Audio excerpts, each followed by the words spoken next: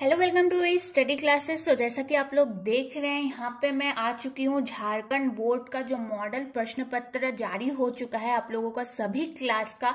आज हम देखेंगे गणित मैथमेटिक्स का मॉडल पेपर, उसको सॉल्व भी करेंगे। तो बस आप सभी से वीडियो को शुरू करने से पहले मेरी एक दरखास्त है, एक रिक्वेस्ट है कि वीडियो को लास्ट तक देखो, क्योंकि जैसा मैं आज आप लोगों को सॉल्व करके बताने वाली हूँ, एक एक प्रश्न कहाँ से चैप्टर लिया गया है, किस सेक्शन में कितना मार्क्स मिल सकता है, आप लोगों को किस सेक्शन में ज्यादा टाइम देना है, ज्यादा टाइम नहीं देना है, किस सेक्शन में ज्यादा फोकस करना है, इस सभी के ऊपर बातचीत होने वाली है आज।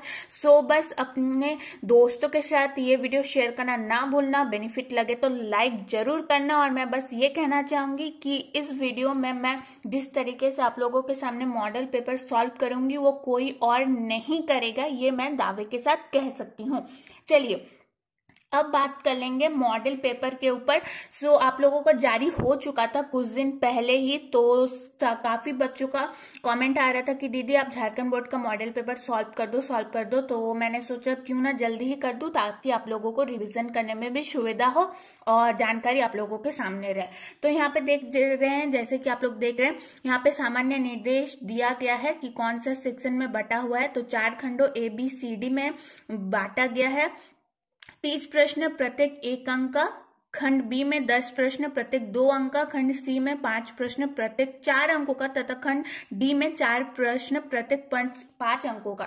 तो क्वेश्चन पैटर्न कैसा रहेगा मैंने इसके पिछले वीडियो में बता दिया था, तो वो वीडियो भी आप लोग चेक कर सकते हैं। उसमें मैंने आप लोगों को बताया था कि कौन कौन सा चैप्टर ज्यादा इंपॉर्टेंट है और कौन से चैप्टर से ज्यादा ऑब्जेक्टिव और कौन से चैप्टर से ज्यादा सब्जेक्टिव आने की संभावना है। तो डिस्क्रिप्शन में लिंक मिल जाएगा, वो वीडियो भी चेक कर लेना। अब चलो साथ साथ में हम आगे बढ़ते हैं सेक्शन नंबर 1 यानी खंड ए की तरफ। तो खंड ए में जैसा कि मैंने अभी बताया आप लोगों को 30 प्रश्न रहेंगे 1 अंक का, यानी ऑब्जेक्टिव क्वेश्चन रहेगा, और 30 के 30 को ही हमें आंसर करना है। ऐसा नहीं है कि 30 में से 20 ही करेंगे, नहीं, बल्कि हमें 30 में से 30 को ही सॉल्व करके यहाँ पे बताना है, तभी हम लोगों का जो है अच्छा खासा नंबर आएगा।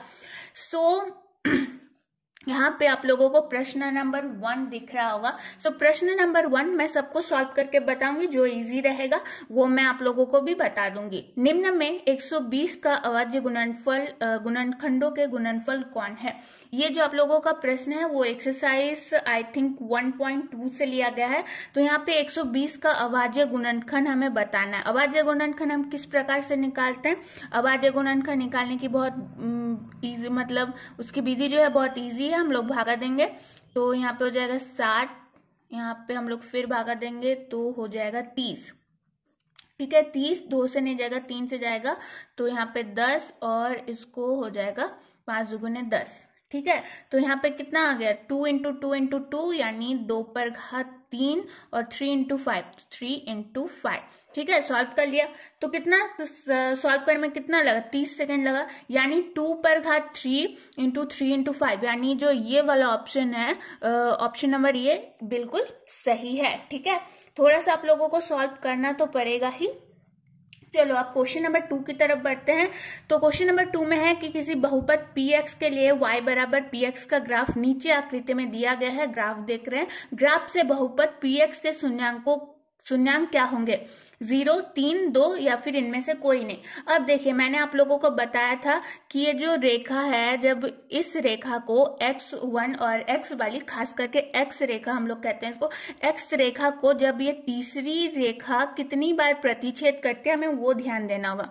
तो पहली बार यहाँ पे, दूसरी बार यहाँ पे, जब 2 बार प्रतिच्छेद कर रही है तो शून्यांकों की संख्या 2 होगी, यानी जो ये ऑप्शन नंबर सी है ये बिल्कुल सही होगी। ठीक है, ये वाला क्वेश्चन आई थिंक आप लोगों का एक्सरसाइज 2.1 बहुपद से लिया गया है। ठीक है, यानी आप लोगों को एक्सरसाइज 2.1 का क्वेश्चन नंबर 1 पे बहुत ध्यान देना है।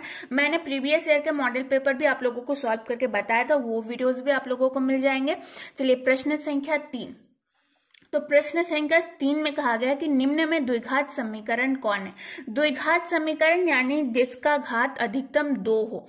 ठीक है, जिसका घात अधिकतम 2 हो। तो इसका क्या आंसर हो जाएगा, देखिए x+1 का घात होल सॉरी x+1 का होल स्क्वायर बराबर 2 इंटू एक्स माइनस 3, यहाँ पे है x² + 3x+1 बराबर x-2 का होल स्क्वायर, इनमें से कोई नहीं, और x+2 का मतलब घात 3 प्लस बराबर 2x इंटू x² - 1, यही है ना। तो इसका आंसर क्या हो जाएगा, अब देखिए द्विघात समीकरण का स्टैंडर्ड फॉर्म क्या होता है, मैं यहाँ पे थोड़ा समझा रही हूँ, यहाँ पे क्वेश्चन नंबर 3 को। तो द्विघात समीकरण का स्टैंडर्ड फॉर्म क्या होता है, ax² + bx + c बराबर 0, ये होता है द्विघात समीकरण का स्टैंडर्ड फॉर्म, मानक रूप। तो ax² + bx + c बराबर 0, तो क्या होगा, अब इनमें से क्या होगा बताइए, आप लोग बता सकते हैं। इसका आंसर आप लोगों को देना है, क्वेश्चन नंबर 3 का आंसर आप लोगों को देना है। मैं यहाँ पे स्टैंडर्ड फॉर्म आप लोगों को बता चुकी हूँ, मतलब मैक्सिमम घात यहाँ पे स्क्वायर आना चाहिए, ठीक है। क्वेश्चन नंबर 3 का आंसर आप लोगों को देना है। मैं कमेंट बॉक्स में आप लोगों का आंसर का वेट करूंगी, और अगर आप लोग सही आंसर देते हैं तो मैं आप लोगों को रिप्लाई भी करूंगी, ठीक है। चलो क्वेश्चन नंबर 4, साइन 18 डिग्री बटे cos 72 डिग्री का मान क्या है, ये आप लोगों को पता ही है। इसका मान क्या होगा, क्वेश्चन नंबर 4 का मान हो जाएगा 1, ठीक है। लेकिन यहाँ पे एक मिनट मैं सॉल्व करके बताती हूँ फिर ही। साइन 18 डिग्री को हम लोग क्या लिख सकते हैं, साइन 18 डिग्री को हम लिख सकते हैं कि साइन 90 - 72 बटे cos 72 डिग्री होगा, ठीक है। तो साइन 90 - 72 किस में चेंज हो जाएगा, cos 72 डिग्री में, और ये भी चेंज हो जाएगा cos 72 डिग्री में। तो ये कट हो जाएगा, बच जाएगा 0, ठीक है। सॉरी मैंने गलती 1 से बोल दिया था, लेकिन इसका आंसर हो जाएगा 0, यानी ऑप्शन नंबर बी जो है वो बिल्कुल सही है, ठीक है। अब चलो समांतर श्रेणी, क्वेश्चन नंबर 5 में चलते हैं। समांतर श्रेणी 3 1 -1 -3 डैश है के लिए सर्व अंतर इनमें से कौन है।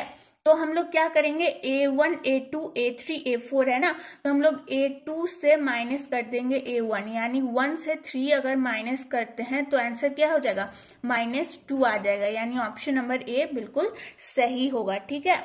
अब देखिए क्वेश्चन नंबर 6, r त्रिज्या वाले वृत्त का परिमाप क्या होगा। त्रिज्या क्या है, त्रिज्या है r, बड़ी r। तो त्रिज्या का परिमाप क्या होता है, 2πr। तो अब 2πr को हम लोग बड़ी त्रिज्या लिखेंगे, क्योंकि त्रिज्या जो है यहाँ पे r है।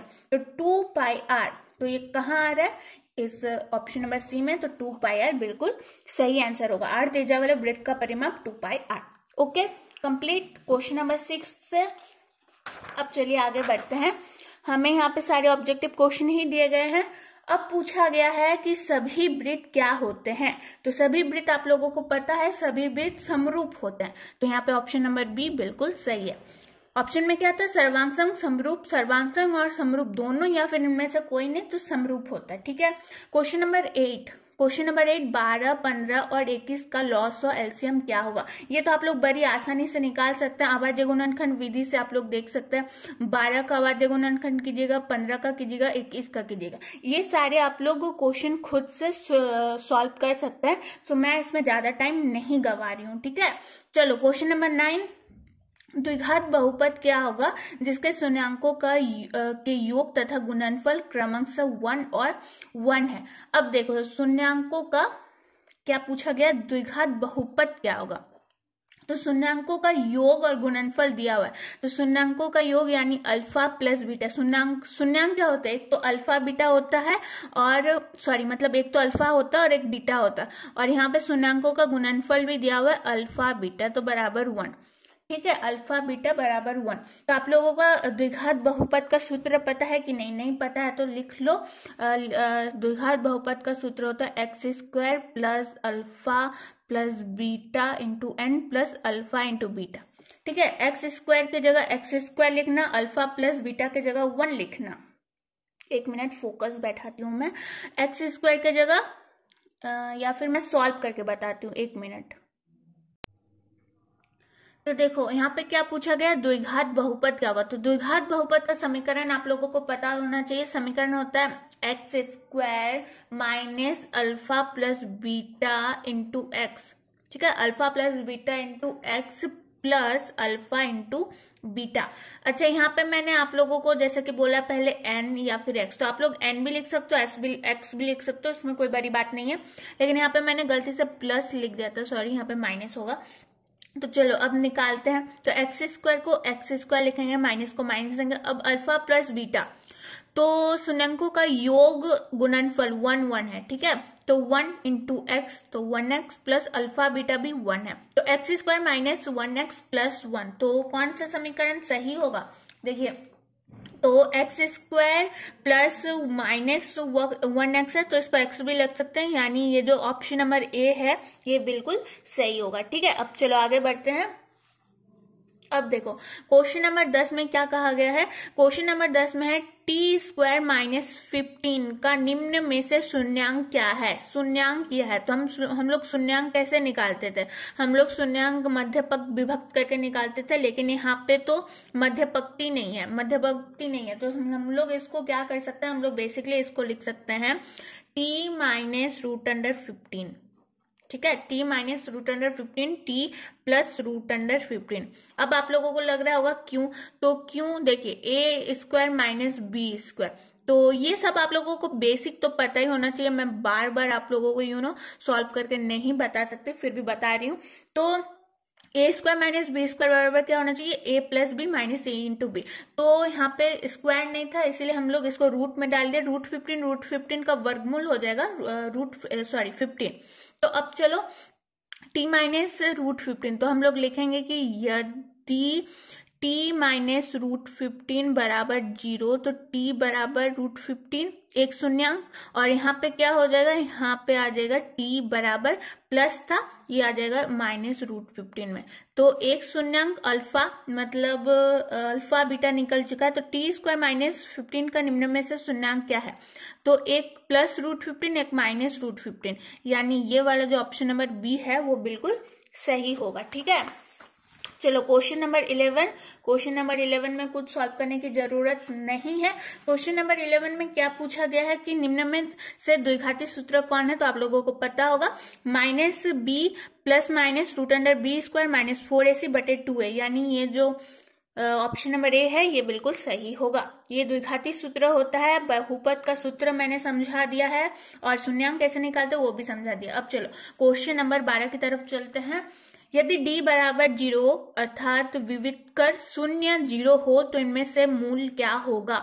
तो देखिए d जब भी 0 होगा ना, ये आप लोगों का एक्सरसाइज, आप लोगों का 4.4 क्वेश्चन नंबर 1 में आप लोगों ने ऐसा कुछ सॉल्व किया होगा, सॉल्व करने मिला होगा कि d बराबर जब भी 0 रहेगा तो d का सूत्र क्या होता है? d का सूत्र भी आप लोगों को याद रखना चाहिए, बी स्क्वायर माइनस 4ac, ये होता है ना। तो उसका जब भी d बराबर 0 होता है तो उसका मूल जो होता है वो वास्तविक होता है। तो क्या होगा वास्तविक मूल? तो यहाँ पे लिख सकते हैं बराबर और वास्तविक। वास्तविक और असमान में अंतर है, बराबर और वास्तविक में अंतर है। तो ये छोटी छोटी चीजों को भी आप लोगों को ध्यान में रखना होगा। ठीक है, तो क्वेश्चन नंबर 12 का आंसर हो जाएगा ए। चलो अब क्वेश्चन नंबर 13, यदि कर्ण स्क्वायर बराबर लंब स्क्वायर जो आधार स्क्वायर हो तो वो कैसा त्रिभुज होता है? तो क्वेश्चन नंबर 13 का सही आंसर क्या हो जाएगा? समबाहु त्रिभुज, विषमबाहु त्रिभुज, समद्विबाहु त्रिभुज, समकोण त्रिभुज। तो समकोण त्रिभुज, पाइथागोरस का सूत्र है ना, कर्ण स्क्वायर बराबर लंब स्क्वायर जो आधार स्क्वायर। तो चलो क्वेश्चन नंबर 14, दो बिंदुओं ए x1 y1 और b, यानी दो बिंदु a हो गया और एक b हो गया, x2 y2 के बीच की दूरी क्या है? तो जैसा कि आप लोगों को पता है एक बिंदु a है और एक दूसरा बिंदु b है, तो इसके बीच की दूरी को, यानी निर्देशांक ज्यामिति, यानी चैप्टर नंबर 7 में हमने ये चीज देखा है। तो इसकी बीच की दूरी को ज्ञात करने के लिए एक हमारे पास सूत्र होता है, root under X square minus X 2 minus y2 minus y1 का होल स्क्वायर, यानी जो यहाँ पे ऑप्शन नंबर सी है, ऑप्शन नंबर सी है, ये बिल्कुल सही हो जाएगा। तो आप लोगों को समझ में आ चुका होगा कि इस बार जो है ज्यादातर ऑब्जेक्टिव क्वेश्चन सूत्र के ऊपर बेस्ड है। तो आप लोगों को सूत्र के ऊपर ज्यादा ध्यान देना होगा, सूत्र को ध्यान में रखते हुए आगे बढ़ना होगा, ठीक है। तो साइन 30 डिग्री का मान क्या है, तो साइन 30 डिग्री का मान बड़ी आसानी से कह सकते हैं आप लोग 1/2 है, ठीक है। बस आप लोगों को पता होना चाहिए, यहाँ पे कुछ ज्यादा सॉल्व करने की जरूरत नहीं है। तो sine 90 minus theta, question number 16, sine 90 minus theta बराबर क्या होता है, तो साइन 90 माइनस थीटा अच्छे से पता होगा, क्वेश्चन नंबर 16, तो क्या हो जाएगा यहाँ पे कॉस थीटा, ठीक है। साइन 90 माइनस थीटा बराबर हो जाएगा कॉस थीटा। अब कॉस 90 माइनस थीटा बराबर क्या हो जाएगा, साइन थीटा। तो ये जो त्रिकोणमिति का थोड़ा बहुत बेसिक सूत्र है, ये ध्यान में रखना होगा आप लोगों को, ठीक है। क्वेश्चन नंबर 17, ए भुजा वाले घन का आयतन क्या होता है, क्वेश्चन नंबर 17, तो ए क्यूब हो जाएगा, भुजा क्यूब, बेसिकली हम लोग क्या लिखते थे, भुजा क्यूब। तो यहाँ पे कहा गया कि ए भुजा को ही ए मान लिया गया है, तो क्या हो जाएगा, भुजा क्यूब ए क्यूब हो जाएगा, है ना। चलो क्वेश्चन नंबर 18, इनमें ये शंकु का आयतन कौन है, शंकु का आयतन देखिए, pi r l 1/3 pi r square h, 1/3 pi r h, 1/2 pi r square. तो देखिए आप लोगों को कंफ्यूजन करने के लिए सब जितने भी घन बेलन ये सब का ही सूत्र यहाँ पे बैठा दिया गया, ताकि आप लोगों को थोड़ा सा कंफ्यूजन होने लगे। तो कंफ्यूजन होने की कोई बात नहीं, क्योंकि शंकु का आयतन क्या होता है 1/3 पाई आर स्क्वायर एच, यानी ये ऑप्शन नंबर बी सही होगा, ठीक है। चलो क्वेश्चन नंबर 18 तक हमने सॉल्व कर लिया है, अब बढ़ लेते हैं क्वेश्चन नंबर 19। एक मिनट, कहीं भी दिक्कत होता है तो कमेंट बॉक्स में प्लीज कमेंट किया करो, अच्छा लगे तो भी कमेंट किया करो, कुछ भी बात होता है तो कमेंट बॉक्स में कमेंट करना, ठीक है। चलो अब आगे बढ़ते हैं, क्वेश्चन नंबर 19, वर्ग अंतराल 10 से 25 का वर्ग चिन्ह क्या होगा, क्वेश्चन नंबर 19, 10 से 25 वर्ग चिन्ह निकालने के लिए हम लोग क्या करेंगे, 10 और 25 को जोड़ेंगे बटे 2 कर देंगे, 10-25 को जोड़ेंगे तो 35/2, 35/2 कितना आंसर आ जाएगा, 17.5, यानी ये वाला ऑप्शन बिल्कुल सही है। क्वेश्चन नंबर 20, तो निम्नलिखित में से कौन सी संख्या किसी घटना की प्रायिकता नहीं हो सकती, तो घटना की प्रायिकता नहीं हो सकती, ठीक है। एक मिनट, निम्नलिखित में कौन सी संख्या किसी घटना की प्रायिकता नहीं हो सकती, तो आप लोगों को एक चीज मैं बता दूं कि घटना की प्रायिकता 1 से कभी बढ़कर नहीं हो सकती है, ठीक है।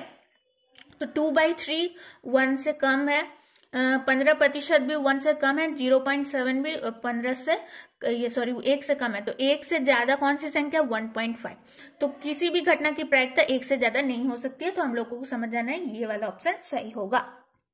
अब चलो आगे बढ़ते हैं, प्रश्न संख्या 21 से 30 तक रिक्त स्थानों को भरें। यहाँ पे एमसीक्यू की तरह दिया हुआ है 2 ऑप्शन, हमें भरना है रिक्त स्थान। तो एक प्राकृत संख्या का अभाज्य गुणनखंड उसके गुणनखंडों के क्रम को छोड़ते हुए डैश होता है, तो इसका सही आंसर क्या हो जाएगा, अद्वितीय, ठीक है, इसका सही आंसर हो जाएगा अद्वितीय। क्वेश्चन नंबर 22, √2 डैश संख्या है, तो ये आप लोगों को पता है आसानी से अपरिमेय संख्या, √2, √3, √5 ये सभी अपरिमेय संख्या है, ठीक है। लेकिन अगर मान लिया जाए √16 दे दिया जाए तो गलती नहीं करना है कि ये भी अपरिमेय संख्या, ये परिमेय संख्या है, क्योंकि √16 वर्गमूल से बाहर निकल सकता है, 4 का रूट होता है, मतलब 16 का वर्गमूल कितना हो जाएगा, 4, 4 16 होता है ना, यानी बेसिकली जो रूट से बाहर नहीं निकल सकता, 2 का वर्गमूल नहीं होता, 3 का भी नहीं होता, 5 का भी नहीं होता, तो जिसका वर्गमूल नहीं होता है वो एक अपरिमेय संख्या हो जाएगी, ठीक है। जब a1/a2 बराबर b1/b2 हो तो हमें डैश हल प्राप्त होता है, अद्वितीय या अनेक। तो क्वेश्चन नंबर 23 का आंसर क्या हो जाएगा, अद्वितीय हल होता है, ठीक है, अद्वितीय हल होता है। आप लोग आई थिंक ये मुझे एक्सरसाइज 3.2 में है शायद, 3.2 में है। क्वेश्चन नंबर 1 को सॉल्व करने के लिए हमें ये समझना होगा, आप लोगों को पता होगा A1 तीन हमारे पास स्थिति रहती है, एक A1/A2 बराबर नहीं है B1/B2 के, एक होता है A1A2 बराबर है B1B2 के बराबर है बटे C1C2 के, तो वो सभी अलग अलग चीज होता है। मैंने यहाँ पे सिर्फ बता दिया कि इसमें अद्वितीय हल होगा, ठीक है, अनेक हल नहीं होगा, अद्वितीय हल होगा। क्वेश्चन नंबर 24, तो a x square plus b x plus c बराबर 0 हो तो विवितकर क्या होगा, विवितकर क्या होगा, बी स्क्वायर माइनस 4ac या फिर बी माइनस 4ac, तो बी स्क्वायर माइनस 4ac। ठीक है, a x square plus b x plus c को डैश कहते हैं, तो द्विघात बहुपद कहते हैं या फिर द्विघात समीकरण कहते हैं, तो द्विघात समीकरण कहते हैं, द्विघात समीकरण कहते हैं इसको। क्वेश्चन नंबर 26, यदि बी स्क्वायर माइनस 4ac बराबर 0 हो तो मूल क्या होगा। देखिए थोड़ी देर पहले मैंने सॉल्व किया था, समझाया था आप लोगों को कि d बराबर अगर 0 हो तो उसका मूल जो होता है वो वास्तविक होता है ना। क्वेश्चन नंबर 26 फिर यहाँ पे घुमा के पूछ लिया है, तो क्वेश्चन नंबर 26 का आंसर क्या हो जाएगा, वास्तविक हो जाएगा। क्वेश्चन नंबर 27, किसी संख्या की ऐसी सूची जिसमें प्रत्येक पद का सार्वअंतर समान हो तो उसे क्या कहते हैं। मतलब सार्वअंतर समान हो, मान लेते हैं कि 3 है, 6 है, 9 है, फिर इसमें 3 जोड़ देंगे तो 9, 10, 11, 12 हो जाएगा, तो सार्वअंतर समान है, तो ये क्या हो जाएगा, क्वेश्चन नंबर 27 का आंसर क्या हो जाएगा, समांतर श्रेणी हो जाएगा। क्वेश्चन नंबर 28, सभी डैश त्रिभुज समरूप होते हैं, सभी डैश त्रिभुज समरूप होते हैं, तो कौन से त्रिभुज समरूप होते हैं, समबाहु त्रिभुज, यानी छोटा हो बड़ा हो इससे भी बड़ा हो तो सभी समबाहु ही होते हैं, समद्विबाहु त्रिभुज कभी समरूप नहीं होते हैं, आप लोगों को पता होगा। इन चीज़ों के ऊपर मैं ज़्यादा डिस्कस नहीं कर रही हूँ क्योंकि हमारे पास टाइम कम होगा और आप लोग अब एक ऐसे स्टेज में है, आप लोगों के पास इतना टाइम कम है, टाइम तो कम नहीं है, लगभग किसी किसी बोर्ड के पास 2 महीना 3 महीना, किसी के पास 4 महीना भी है। तो अभी झारखंड बोर्ड के लिए फिलहाल कहा गया था कि डेट्स आगे बढ़ने के चांसेस है, तो मान लेते हैं 3 महीना। तो आप लोग, आई होप, मैं ऐसा करती हूँ कि आप लोगों ने सभी चैप्टर्स कंप्लीट कर लिए होंगे। तो अगर आप लोग सभी चैप्टर्स कंप्लीट कर लेते हैं तो मुझे ऐसा लगता है कि मुझे आप लोगों को बार बार ये चीज़ें समझाने की कोई ज़रूरत नहीं है, तो मैं ये चीज़ें बस आंसर देके और थोड़ा सा बेसिक बता के निकल रही हूँ। tan 90 माइनस थीटा थोड़ी देर पहले ही डिस्कस हो चुका था कि tan 90 माइनस थीटा का सही आंसर क्या हो जाएगा, cot थीटा। ठीक है, cot थीटा, और cot 90 माइनस थीटा का क्या हो जाएगा, tan थीटा। घटना ई की प्रायिकता प्लस घटना ई की नहीं प्रायिकता डैश है, तो इसकी प्रायिकता हमेशा 1 होती है। ठीक है, जैसे कि मान लेते हैं सोहन पढ़ेगा, सोहन नहीं पढ़ेगा। ठीक है, सोहन पढ़ भी सकता है, सोहन नहीं भी पढ़ सकता है, तो घटना कितना घटना हो सकता है, 2 हो सकता है। तो इसकी जब भी आप लोगों को ऐसा सिचुएशन दिखे तब आप लोगों को समझ लेना होगा कि इसकी प्रायिकता हमेशा 1 होगी। अब देखो यहाँ पे सारे ऑब्जेक्टिव टाइप के क्वेश्चन तो सॉल्व हो चुके हैं, अब हमारे पास है 31 से 40 तक 2 अंक के। ठीक है, मैंने एक वीडियो बनाया था कि गणित के चीज़ों को कैसे सॉल्व करना है, तो वो वीडियो देखना कि कैसे चीज होती हैं, मतलब सॉरी क्वेश्चन पैटर्न को लेके एक वीडियो बनाया था कुछ दिन पहले मैंने, तो वो थोड़ा देख लेना तो थोड़ा सा क्लियर हो जाएगा। चलो, यदि HCF 306 और 657 बराबर 9 दिया है तो LCM 306 और 657 ज्ञात कीजिए। तो ये चीजें तो बड़ी आसान है, आप लोगों ने इसे एक्सरसाइज 1.3 में बनाया होगा, तो ये चीजों को मुझे आई थिंक सॉल्व करने की कोई जरूरत नहीं है। Question number 32, x square minus 2x द्विघात बहुपदों का शून्यांक ज्ञात कीजिए। तो द्विघात बहुपद का शून्यांक कैसे निकालते थे हम लोग, 1 मिनट, क्या है, एक्स स्क्वायर माइनस 2x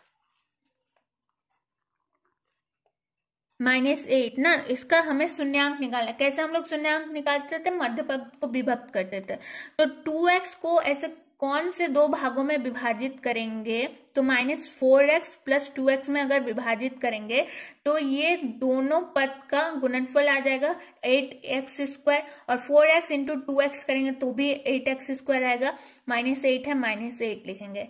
यहाँ पे 2 पदों में हम लोग बांट देंगे, एक्स स्क्वायर को हम लोग क्या लिख सकते हैं, सॉरी एक्स स्क्वायर -4x में कॉमन क्या आ रहा है, x कॉमन आ रहा है, और क्या क्या बच गया, x -4 प्लस 2x -8 में कॉमन आ रहा है 2, तो यहाँ पे आ जाएगा x -4, तो x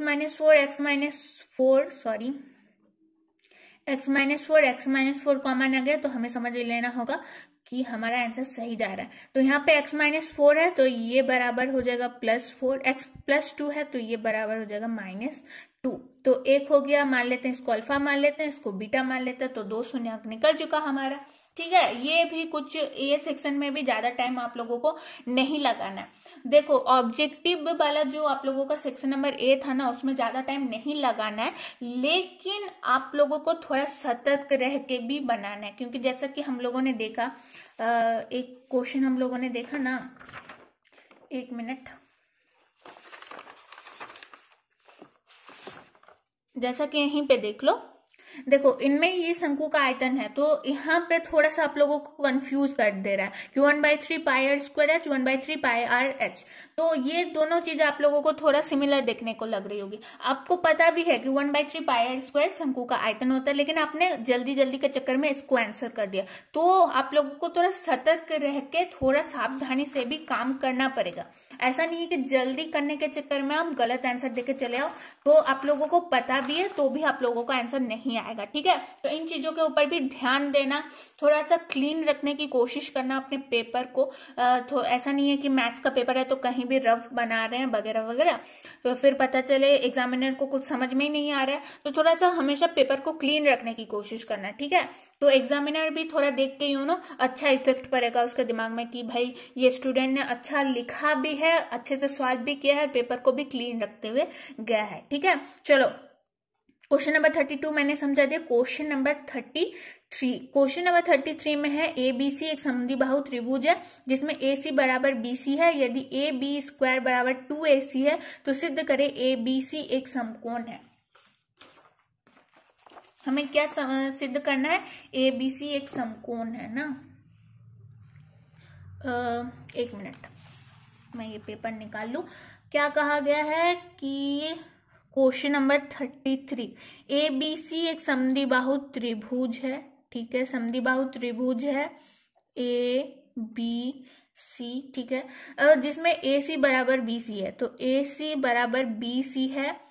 लिख लेते हैं, यहाँ पे दिया हुआ है, लिखना पड़ेगा। ओके, आप कुछ भी लिखते हो तो कहाँ से लिया गया है ये रीजन देना पड़ेगा। CP CTC ऐसे दिया रहता है ना, तो वो चीज भी लिखना पड़ेगा। यदि AB² बराबर 2AC² है तो सिद्ध करना है ABC एक समकोण त्रिभुज है ना। तो AB² तो AB² को AB² लिखते हैं, 2AC² है तो AC² प्लस AC² लिखते हैं, 2AC² तो AC² प्लस AC² लिख दिए। अब AB² बराबर AC²।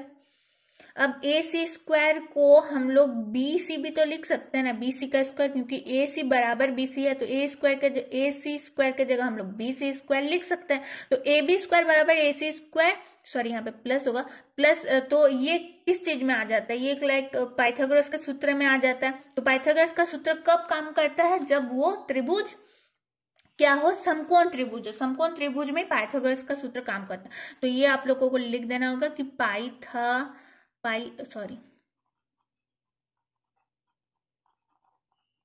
पाइथागोरस के सूत्र से, है ना। ये चीज आप लोगों को लिख देना है यहाँ पे रीजन। बस मैंने समझा दिया, बेसिक पे आप लोगों को क्लीन करके बनाना है। तो क्वेश्चन नंबर 33 हमने देख लिया। यदि साइन A बराबर 3/4 हो तो कॉस A का मान ज्ञात कीजिए। साइन A बराबर 3/4 हो तो कॉस A का मान ज्ञात कीजिए। बहुत इजी है।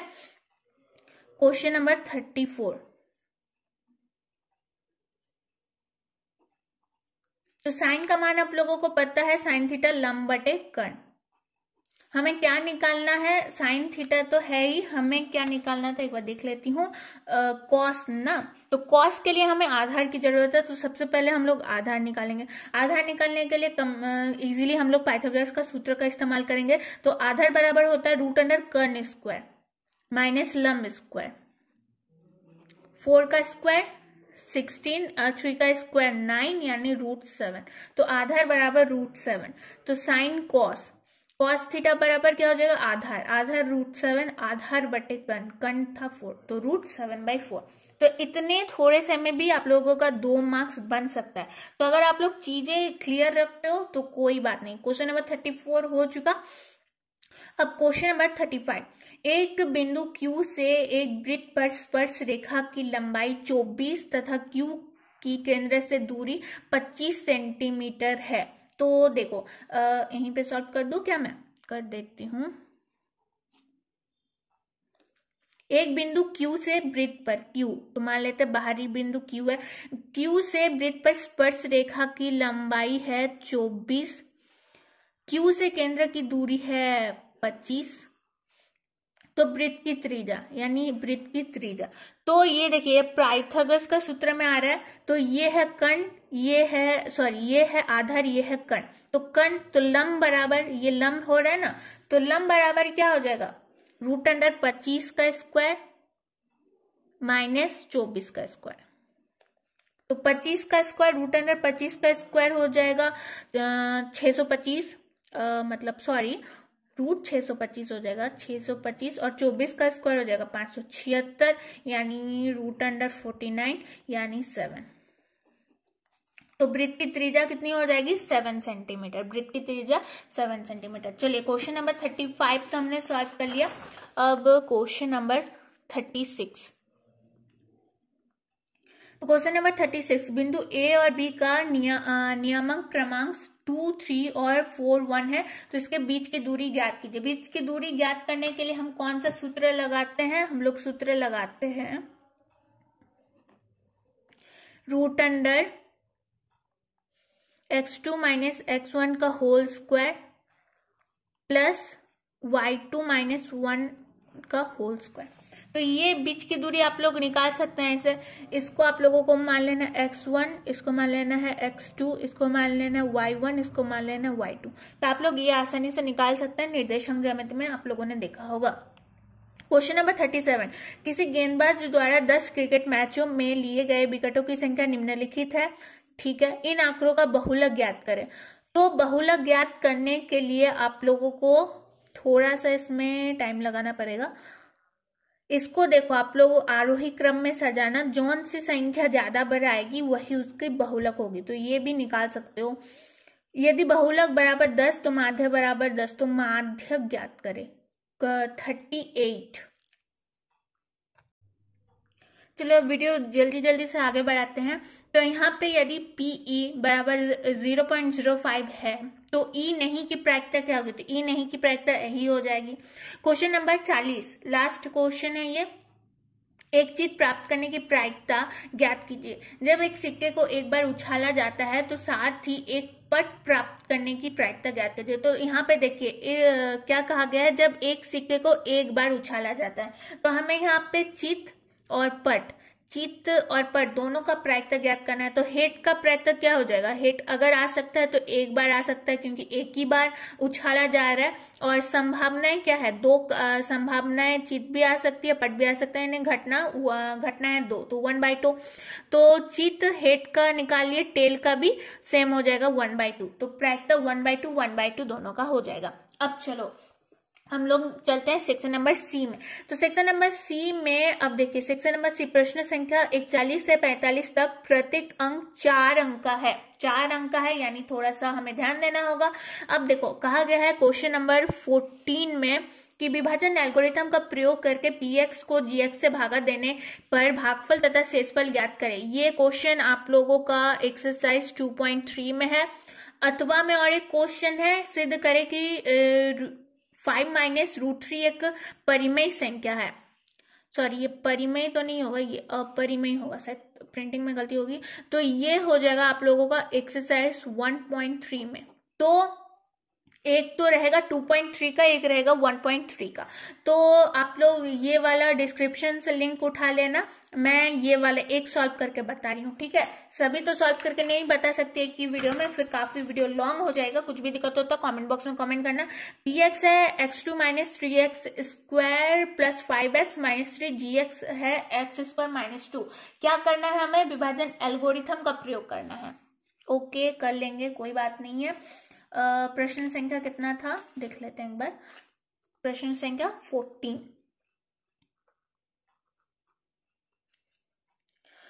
तो gx है x² - 2, विभाजन एल्गोरिथम का प्रयोग करना है। यहाँ पे है B X X cube minus 3x² plus 5x plus ये सॉरी -3 था ना। ओके अब देखो पहला पद हम लोग देखेंगे, यहाँ पे x², यहाँ पे x3, तो x² में हम लोग ऐसा क्या गुना करेंगे जिससे कि x³ आ जाए, है ना। क्या गुना करेंगे, तो x² में अगर हम लोग एक x गुना करते हैं तो यहाँ पे x³ आ जाएगा। अब -2 को x के साथ अगर गुना करेंगे तो -2x आ जाएगा, तो -2x को यहाँ लिखेंगे। -3x² की जगह नहीं लिखेंगे क्योंकि ये x² में है और ये x है, ठीक है। तो समीकरण को क्या करेंगे, घटाएंगे, तो प्लस है माइनस है तो प्लस x³ हो गया, -3x² इसको ला देंगे यहाँ पे नीचे, प्लस 5x प्लस 2x हो जाएगा, प्लस 7x -3 तो -3 ये भी नीचे आ जाएगा। अब x² यहाँ पे है -3x², तो x² में ऐसा क्या गुना करेंगे जिससे कि -3x² आ जाएगा, तो x² में अगर हम लोग -3 को गुना करते हैं तो आ जाएगा -3x²। अब -2 और -3 को गुना करेंगे तो 6 हो जाएगा, +6, तो +6 को यहाँ लिखेंगे, फिर से चिन्ह में चेंजेस आएगा तो यहाँ हो जाएगा प्लस, यहाँ हो जाएगा -3x² plus 3x² plus 7x plus 7x -3 -6 कितना हो जाएगा -9। अब x² है, यहाँ पे 7x है, ये तो छोटा आ गया ना 7x, तो देखो x -3 आ गया भागफल, 7x -9 आ गया शेषफल, ये हो गया सॉल्व। विभाजन एल्गोरिथम का सूत्र से हमें मिल गए 4 अंक हमें मिल गए। वज्र गुणन विधि से हल करें, तो वज्र गुणन विधि आप लोगों का था एक्सरसाइज 3.5 का, ये आई थिंक क्वेश्चन नंबर 1 से लिया गया है, क्योंकि एक्सरसाइज 3.5 में सिर्फ क्वेश्चन नंबर 1 ही रखा गया है। एक्सरसाइज 3.5 से आप लोगों का जितना भी उदाहरण था, एग्जाम्पल था, और 2, 3, 4 क्वेश्चन नंबर 2, 3, 4 भी सिलेबस से हटा दिया गया है, तो जाहिर सी बात है ये वाला क्वेश्चन एक्सरसाइज 3.5 का क्वेश्चन नंबर 1 से लिया गया है, तो देख लेना।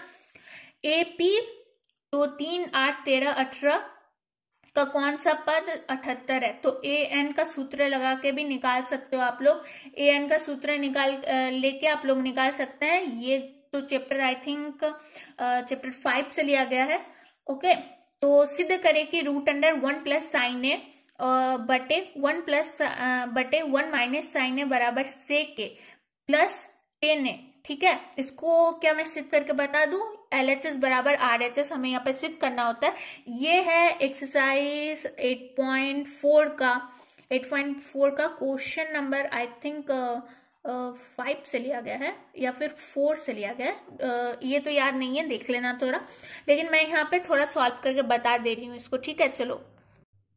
चलो यहाँ पर लिख लिया मैंने क्वेश्चन को, हमें LHS बराबर RHS सिद्ध करना है, तो हम लोग LHS को सिद्ध करते हैं, मतलब सॉल्व करते हैं। तो इसका सबसे पहले हम करेंगे परिमेयकरण। तो परिमेयकरण करने के लिए पहले तो लिखते हैं 1 प्लस साइन ए। यहाँ अगर समझ में नहीं आता, मैं फास्ट बताऊंगी, अगर समझ में नहीं आता तो लिंक मिल जाएगा डिस्क्रिप्शन में, चेक कर लेना। 1 माइनस साइन ए। अब क्या करेंगे, अंश में हम लोग अंश और हर में यहाँ पे तो हम लोग जोड़ेंगे 1 प्लस साइन ए को, मतलब गुना करेंगे, और यहाँ पे हम लोग करेंगे 1 माइनस साइन ए, ठीक है।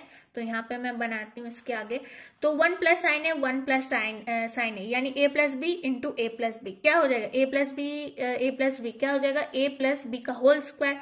तो हम लोग यहाँ पे लिख सकते हैं √1 प्लस साइन ए का whole square, 1 minus sign A 1 minus sign ए, तो हम लोग इसको लिख सकते हैं ना कि 1 स्क्वायर माइनस साइन स्क्वायर ए, तो यहाँ पे लिख देंगे हम लोग 1 स्क्वायर। तो 1 स्क्वायर को लिखने का कोई मतलब तो बनता नहीं है, तो अच्छा लिखते तो हैं, लिखना तो पड़ेगा, 1 स्क्वायर माइनस साइन स्क्वायर ए हो गया। अब आगे बढ़ते हैं, तो ये 1 प्लस साइन ए का होल स्क्वायर अगर रूट से बाहर निकलेगा तो 1 प्लस साइन ए हो जाएगा, बटे 1 स्क्वायर माइनस साइन स्क्वायर ए को हम लोग अगर चेंज करते हैं तो कॉस स्क्वायर में चेंज हो जाएगा। जब रूट अंडर कॉस स्क्वायर बाहर निकलेगा तो वो क्या हो जाएगा, कॉस ए हो जाएगा। अब इस स्टेप को मैं यहाँ पे बनाती हूँ, 1 प्लस साइन ए बटे कॉस ए है ना, तो 1 बटे लिखेंगे कॉस ए, प्लस है प्लस दिए साइन ए बटे कॉस ए लिखेंगे, अब साइन ए बटे कॉस ए, ठीक है। अब 1/cos A को हम लोग किस में चेंज कर सकते हैं, sec A में, और sin/cos को तो पता ही है आप लोगों को tan A में, तो sec A plus tan A आया, तो LHS बराबर RHS सिद्ध होता है। तो आप लोग एक बार लिख भी देना LHS बराबर RHS। अच्छा, एक बात, मैंने यहाँ पे जिस तरीके से सॉल्व किया उस तरीके से आप लोग सॉल्व नहीं करना। आप लोग LHS में है तो एक साइड में जाके ही सॉल्व करते रहना। मैंने यहाँ पे बस आप लोगों को सॉल्व कैसे होगा वो दिखा दिया, ठीक है। तो हम लोग कौन सा नंबर बना रहता है, क्वेश्चन नंबर 44 ना, क्वेश्चन नंबर 44 बन गया। अब चलो, आधार 8 सेंटीमीटर तथा ऊंचाई 4 सेंटीमीटर के एक समद्विबाहु त्रिभुज की रचना कीजिए। अच्छा, ये तो ज्यामिति वाला चैप्टर से आ गया। तो ज्यामिति वाला चैप्टर आप लोगों का था एक्सरसाइज 11.1 से ना। ये 11 पॉइंट समद्विबाहु त्रिभुज की 1/2 गुनी हो, हाँ आई थिंक ये क्वेश्चन नंबर 1 है, जहां तक मुझे याद है ये क्वेश्चन नंबर 1 है। तो ये तो आप लोगों को ज्यामिति खुद सॉल्व कर सकते हो। यहाँ पे ज्यामिति का मेरे पास कोई प्रकरण नहीं है फिलहाल, मुझे ढूंढना पड़ेगा कहाँ रखा हुआ, तो आप लोग ये खुद सॉल्व कर लेना या फिर डिस्क्रिप्शन में लिंक देख लेना। एक घड़ी की मिनट की सुई जिसकी लंबाई 14 सेंटीमीटर है, इस मिनट द्वारा 5 मिनट में रचित क्षेत्रफल ज्ञात करे। ये है एक्सरसाइज 12.3 या 12.3। तो आप लोगों को पता होगा कि जो क्या होता है, सूत्र होता है θ/360 πr²। ठीक है, θ/360 πr² लेकर आप लोग बैठा सकते हो। यहाँ पे r दिया हुआ है, यानी सुई दिया हुआ है r, और इस सुई द्वारा 5 मिनट में रचित क्षेत्रफल, तो थीटा आप लोगों का 90 निकल जाएगा। 90 को अगर 3 से भागा दिया जाए तो इसका थीटा निकल जाएगा आई थिंक 20। तो आप लोग इस तरीके से इसको सॉल्व कर लेना। एंड यहीं पे हमारा सेक्शन नंबर सी खत्म होता है। सेक्शन नंबर डी, द्विघात समीकरण 2x² - 3x + 5 = 0 विविध कर मूलों की प्रकृति तथा द्विघात सूत्र का उपयोग करके मूल ज्ञात कीजिए। द्विघात सूत्र का उपयोग करके मूल ज्ञात कीजिए। द्विघात सूत्र मैंने आप लोगों को बताया था ना, d बराबर √b² - 4ac, तो वही हो गया द्विघात बहुपद। अच्छा, एक मिनट मैं दिखाती हूँ आप लोगों को। क्वेश्चन को थोड़ा सा बदल के ही पूछा गया है। हमने कहा देखा था, ये द्विघाती सूत्र ये था ना -b + √b² - 4ac/2a। तो ये द्विघात सूत्र लेके आप लोग बैठा सकते हो। पहले मूल निकाल लेना, फिर द्विघात सूत्र लेके बैठा सकते हो। अच्छा, मैं ये कह दूं, ये जो आप लोगों का क्वेश्चन नंबर 46 है, ये आप लोगों का एक्सरसाइज 4.4। देखिए, मैं कितने दिन से, जब मैंने आप लोगों को प्रीवियस ईयर का मॉडल पेपर सॉल्व करके बताया था झारखंड बोर्ड का, तभी मैंने कहा था कि एक्सरसाइज 4.4 से एक ना एक क्वेश्चन जरूर पूछता है क्वेश्चन नंबर 1 से। तो देखिए, मेरी बात सही निकली कि नहीं?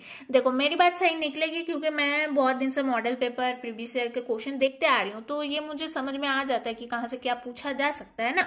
मैंने आप लोगों को बताया था कि एक्सरसाइज 4.4 से एक ना एक क्वेश्चन जरूर पूछा जाता है, वो भी 6 मार्क्स के लिए। तो यहाँ पे थोड़ा सा मैं बताना चाहूंगी, क्वेश्चन पैटर्न में इस बार बदलाव आया है। इतने दिन से तो क्वेश्चन पैटर्न सेम था, इसलिए मुझे पता था एक क्वेश्चन जरूर आता है 6 मार्क्स के लिए, लेकिन इस बार जो पूछा जाएगा वो 5 मार्क्स के लिए पूछा जाएगा।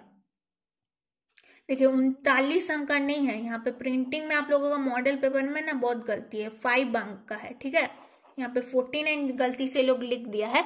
तो जैक को भी थोड़ा ध्यान रखना चाहिए। अगर मॉडल पेपर ये लोग जारी कर रहे हैं तो थोड़ा बहुत ध्यान दो यार, क्योंकि इस बार जो है, इस बार थोड़ा चेंजेस आया, तो थोड़ा ध्यान देना चाहिए स्टूडेंट के ऊपर, स्टूडेंट की पढ़ाई के ऊपर। चलो, स्कूल खोल दी गई है, पता नहीं, तो स्कूल हो, आई होप आप लोग जा रहे होंगे, थोड़ी बहुत तैयारी हो जाएगी, लेकिन कोई बात नहीं, आप लोग ऐसे भी बैठ के तैयारी कर सकते हो। जहाँ तक मैं अपनी बात कहूँ, मैंने तो पूरा घर में बैठ के एकदम एग्जाम के पहले 2 महीने पहले मैंने स्कूल ही जाना बंद कर दिया था। बिल्कुल घर में बैठ के रिवीजन करते रहती थी आराम से। चलो कोई बात नहीं। तो ये 5 मार्क्स के लिए पहले पूछा जाता था, ये 6 मार्क्स के लिए। एक्सरसाइज 4.1 से क्वेश्चन नंबर 1 से क्वेश्चन जरूर बनता था 6 मार्क्स के लिए। ये इस बार 5 मार्क्स के लिए पूछा गया, कोई बात नहीं। चलो, क्वेश्चन नंबर 47, आंधी आने से एक पेड़ टूट जाता है। टूटा हुआ भाग इस तरह मुड़ जाता है कि पेड़ का इसका लास्ट क्वेश्चन कहाँ है यार, एक मिनट।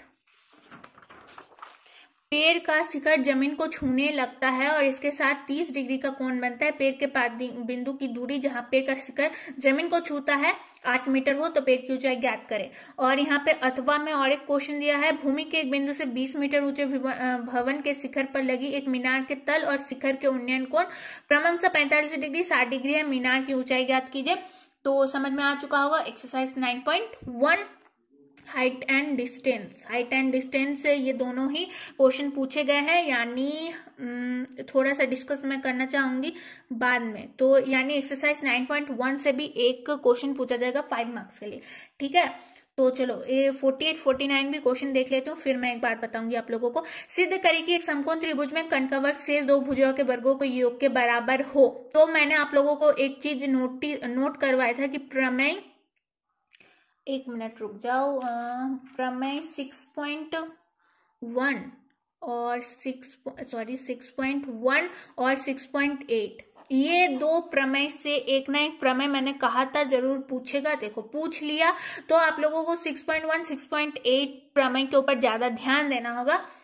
पानी पीने वाले, क्वेश्चन नंबर 49 आप लोगों का लास्ट क्वेश्चन है। पानी पीने वाले ग्लास 14 सेंटीमीटर ऊंचाई वाले शिखर के शंकु के छिनक के आकार का है। दोनों वृत्ताकार सिरों का व्यास 4 सेंटीमीटर 2 सेंटीमीटर। इस छिनक की धारिता ज्ञात कीजिए और आंकड़ों का माध्य ज्ञात कीजिए। अब देख लो, अब मैं सेक्शन नंबर, कहाँ गया question paper, section number D. चलो सेक्शन नंबर डी ये आप लोग सॉल्व कर लेना। ये आप लोगों का, अच्छा एक बार बना ही लेती हूँ। Section number D, section number D में आप लोगों का कितना था, 46, 46, 47, 48, 49। क्वेश्चन संख्या था 4 और मार्क्स था आप लोगों का 5, यानी 5 into 4 करेंगे तो 20, यानी सेक्शन नंबर डी से आप लोगों का 20 मार्क्स बनता है। 20 मार्क्स, 20 मार्क्स में से आप लोगों को 20 मार्क्स लाना है। कैसे, मैं बता रही हूँ। क्वेश्चन नंबर 46 आप लोगों का पूछा गया है एक्सरसाइज 4.4 का क्वेश्चन नंबर 1 से। क्वेश्चन नंबर 47 आप लोगों का पूछा गया है एक्सरसाइज 9.1 से। 9.1 से 2 क्वेश्चन था। और एक्सरसाइज क्वेश्चन नंबर 48 पूछा गया है आप लोगों का प्रमेय। तो प्रमेय आप लोगों को कंप्लीट करना है 6.1, 6.8, क्योंकि 6.2, 3, 4, 7, 2, 3, 4, 5, 6, 7 प्रमेय हटा दिया गया है, यानी सिलेबस में आप लोगों का यही 2 प्रमेय है। और क्वेश्चन नंबर 49 आप लोगों का 2 एक्सरसाइज से पूछा गया है, 2 चैप्टर से। पहला चैप्टर है 13, ये वृत्ताकार वाला पानी का ग्लास वाला है ना, पानी का ग्लास छिन्नक की धारिता, ये चैप्टर 13 से है, आई थिंक 13.4 से है। और ये माध्यक वाला चैप्टर आई थिंक 14.1 से होगा या फिर 14.2 से होगा। तो देखो 20 मार्क्स लाना है तो ये वाले चैप्टर्स बिल्कुल अच्छे से दिमाग में बैठा लो। यही है रणनीति। आप लोगों को हार्ड वर्क के साथ साथ स्मार्ट वर्क की भी बहुत जरूरत है। अगर चुटकियों में सॉल्व करना चाहते हो तो स्मार्ट वर्क जरूर करो। ज्यादा टाइम लगाओगे तो टाइम हाथ से निकल जाएगा, कुछ नहीं बन पाएगा, नंबर नहीं आएंगे। तो 20 मार्क्स अगर लूटना है तो ये वाला चीज फॉलो करो। मैं दावे के साथ कह सकती हूँ इस सेक्शन से आप लोग, डी सेक्शन से, लास्ट वाले सेक्शन से 20 मार्क्स बिल्कुल ला सकते हो। सेक्शन डी की बात की मैंने। सेक्शन सी की तरफ अगर चलो, इसका स्क्रीनशॉट लो, जल्दी से स्क्रीनशॉट लो। देख रहे हो तो जल्दी से स्क्रीनशॉट लो, एकदम रट जाओ, दिमाग में बैठा लो, ठीक है। अब चलो सेक्शन डी की बात कर ली मैंने, यहाँ पे एक बार सेक्शन सी की बात कर लू क्या। देखो सेक्शन नंबर सी, विभाजन एल्गोरिथम एक्सरसाइज 2.3 से। सिद्ध करें कि 5 - √3 एक अपरिमेय संख्या है। यहाँ पे भी थोड़ा प्रिंट आउट में मिस्टेक हुआ था, तो एक्सरसाइज 1.3 से। ब्रज गुणन विधि, ये 3.5 का क्वेश्चन नंबर 1 से मैंने बताया। क्वेश्चन एक्सरसाइज 3.5 से 2, 3, 4 जितना भी जो क्वेश्चन था आप लोगों का सिलेबस से हटा दिया गया। क्वेश्चन नंबर 1 जो है बेहद इम्पोर्टेंट है, बेहद इम्पोर्टेंट है, ठीक है। एपी ये 5.3 से लिया गया है, सिद्ध करें, ये भी मैंने सुलझा दिया। एक्सरसाइज 8.4 का क्वेश्चन नंबर 4 से लिया गया है, ठीक है, क्वेश्चन नंबर 4 या 5 से लिया गया है। अब आधार 8 सेंटीमीटर, ये वाला मैंने बता दिया 11.1 से, एंड ये वाला 12.3 से। तो यहाँ पे जितने मैंने एक्सरसाइज बताए आप लोगों को 2.3, 1.3, 3.5, 8.4, 11.1 और 12.3, तो अगर इन चैप्टर्स को और इन नंबर्स को क्लियर रखते हो माइंड में, अब देखो अब आप लोगों के पास सिलेबस में भी काफी कटौती आ गई है। टाइम आप लोगों के पास बहुत है यार, 2 महीना बहुत है, टाइम आगे भी बढ़ सकता है, 3 महीना, मार्च में भी, अप्रैल में भी एग्जाम हो सकता है, तो 2-3 महीने काफी है इन चैप्टर्स को क्लियर करने के लिए, क्योंकि आप लोगों का सिलेबस में भी ऑलमोस्ट 40%, 50% की कटौती की गई है। आप लोगों को पता है कि 2.3 से भी कुछ क्वेश्चन हटाए गए हैं, 11.1 से भी कुछ क्वेश्चन हटाए गए, हर एक चैप्टर से, हर एक एक्सरसाइज से कुछ ना कुछ क्वेश्चन हटाए गए हैं। जो मॉडल पेपर में है रिवीजन करो, उससे मिलता जुलता रिवीजन करो, सिलेबस को भी एक साइड में रखो, एक साइड में मॉडल पेपर रखो। प्रीवियस ईयर के पेपर्स रखने की कोई जरूरत नहीं है, क्वेश्चन पैटर्न में बदलाव आ चुका है। तो अगर इन चीजों को ध्यान में रखते हुए आप लोग पेपर को सॉल्व करते हो, रिविजन करते हो, तो बहुत अच्छा मौका है इस बार, क्योंकि इस बार सिलेबस की कटौती बहुत हुई है, क्वेश्चन पैटर्न में काफी बदलाव आया है, काफी कुछ देखने को मिला है इस बार। तो घबराने की कोई जरूरत नहीं है यार, प्लीज मैं कह रही हूँ थोड़ा सा फोकस करो, जो जो मैंने बताया क्वेश्चन पैटर्न को समझो। क्वेश्चन पैटर्न को अगर आप लोग समझ लेते हो, क्रैक कर लेते हो, तो मार्क्स लाना बिल्कुल ईजी है, 10th स्टैंडर्ड में मार्क्स लाना बिल्कुल ईजी है। तो चलो बस मैंने तो कोशिश कर दी, अब आप लोगों के ऊपर है, आप लोगों को क्या करना होगा, ध्यान देना होगा, थोड़ा सा रिवीजन करना होगा। कुछ भी प्रॉब्लम होता है कमेंट बॉक्स पे कमेंट करो, रिप्लाई करो, एंड दोस्तों के साथ शेयर करना ना भूलना, लाइक करना। बस आज के लिए इतना ही। जय हिंद, जय भारत।